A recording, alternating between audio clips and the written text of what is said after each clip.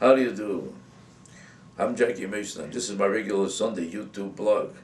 You heard from me every Sunday, and I know a lot of you have phenomenal reactions to almost everything I say. Some people agree with me, disagree, but instead of offering intelligent disagreement, I get all this vicious, violent, sick, hateful, bitter, obnoxious kind of attacks and abuse. I think there's definitely something wrong with how sick people are that they can't discuss an issue without violence and vicious hate.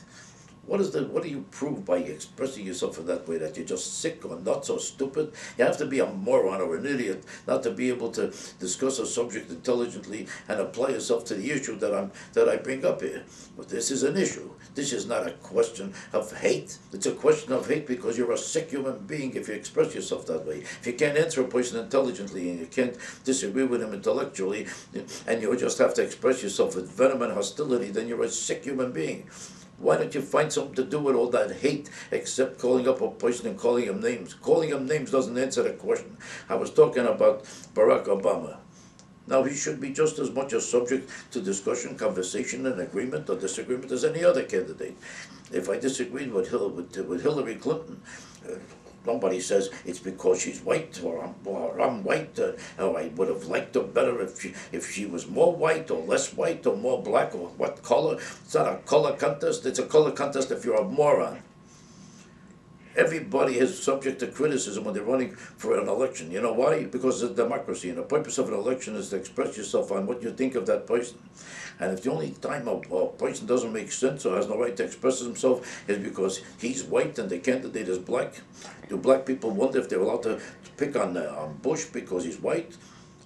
Do they say maybe I shouldn't express it, or maybe I shouldn't say it because maybe it's hate? When black people attack whites on any subject about any issue, nobody says it has anything to do with racism.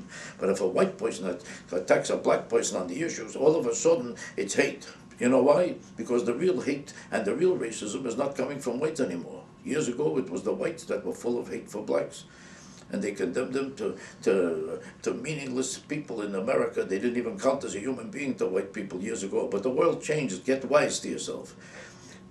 Don't be a moron living in the past of 50 or 100 years ago.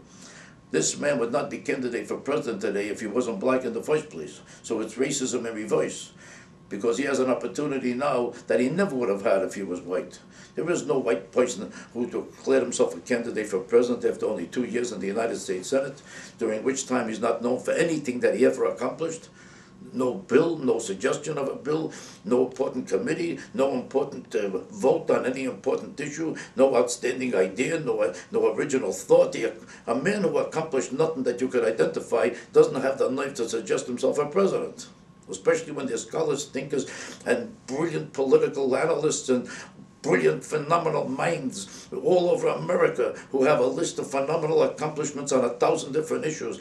And how does he compare with them? Because all he says is we have to get together.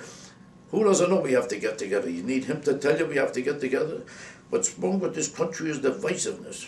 You think you need him to find out about it? Bush has said it, Reagan said it, every candidate has said these same phrases for 300 years, but they also had some accomplishments to add to it. Not just once a phrase, and here's my phrase, look how we have to get together. Like he knows how to get together better than anybody ever got together before. And that's his whole accomplishment. It's enough of division, it's enough of hate, it's enough of disturbance, it's enough of disagreement. We have to work together. Now this is so profound, you never heard it before. If I said it, you would say, can't you think of anything better than this? What is he talking about? What did he ever do to be a candidate for president, except for the fact that the white people feel guilty because they know that they persecuted blacks before, so they feel it's about time we call a black person a candidate. So they look for the tallest, quietest guy with the shortest haircut, and they said, this guy looks like he's a very friendly, quiet person, he won't call anybody names, so he should be a candidate. That's enough. That's obviously enough in this case. You know, I'm not too crazy about Hillary Clinton. Does that mean that I'm a racist? Why am I a racist in his case? And if a black person doesn't like Hillary Clinton, he's not a racist in her case. If a black person can't stand Bush, is he a racist in his case? Nobody is a racist in any case when a black person expresses himself. But if you're white and you have an expression of disagreement with a black person, you're automatically a racist. Why? Because the black people who are saying this are the real racists. The real racism has reversed itself. Now, if you're black, you're a hero even if you accomplish nothing.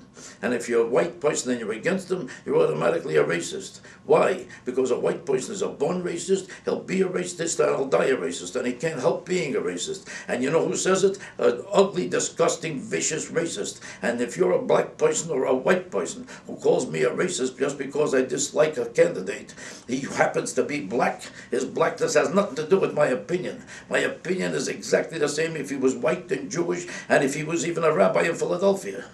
The man has accomplished nothing, and he has no right to be a candidate for president.